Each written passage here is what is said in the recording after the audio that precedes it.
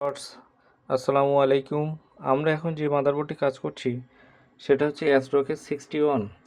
আমরা সাধারণত মাদারবোর্ডের কয়েকটা ভোল্টেজ মাপলেই বুঝতে পারবো যে মাদারবোর্ড ঠিক হবে কি না, হওয়ার সম্ভাবনা আছে কি না। আমরা দেখব যে প্রথম র্যামের সাইডে কোনো ভোল্টেজ আছে কি। র্যামের সাইডে ভোল্টেজ আছে, এখানে ভোল্টেজ আছে, এখানে ভোল্টেজ আছে, এখানে ভোল্টেজ আছে,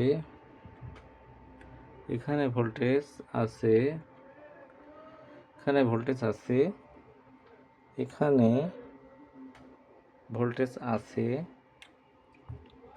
তাইলে আমার এই মাদারবোর্ডের এখানেও ভোল্টেজ আছে।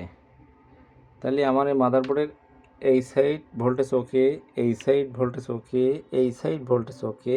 তাহলে আমার এখানে মেন প্রবলেম, বায়োসটাকে নতুন করে প্রোগ্রাম করে দেখতে হবে।